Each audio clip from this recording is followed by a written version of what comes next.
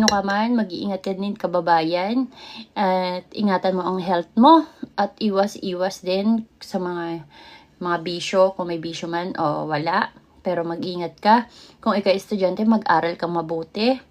At kung sa paligid mo, naguguluhan ka o anuman, huwag kang makikisali sa gulo. Tumahimik lang at kung ikaw naman ay swerte sa buhay o nagtsatsaga o talaga naghahanap ng pangarap, hinay-hinay lang at tiwala lang sa sarili.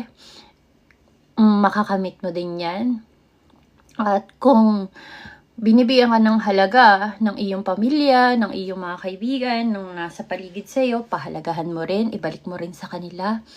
At syempre, ingatan mo ang iyong kalusugan at huwag kang makakalimot magdasal sa Panginoong Hesus Kristo.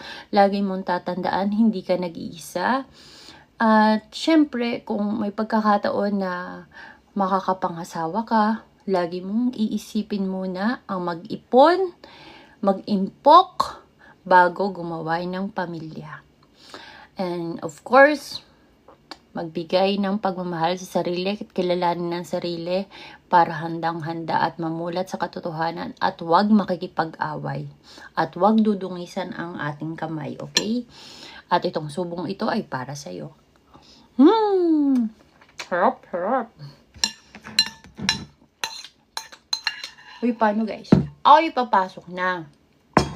Kung ikay napadaan dito, thank you to me. Thank you to me. Kasi may natutunan ako sa iyo.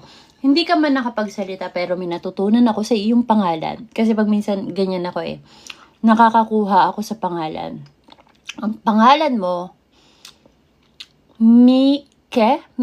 Mike Kors. Ibig sabihin, ang buhay may kulay, course. Wala, colors, like that. Ang buhay may kulay.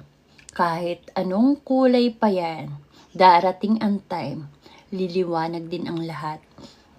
Kumbaga, sa damit na puti na mantsahan, nagbago lang ang kulay ng puti.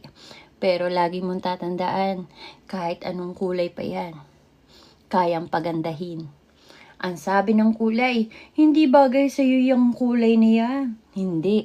Ikaw ang gagawa ng paraan para bumagay sa iyo ang kulay na binigay sa iyo ng diwata. O, paano guys?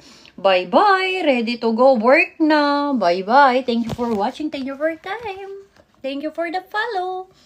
Bye-bye, choo-choo! Bye-bye! Thank you for watching. I hope you love it.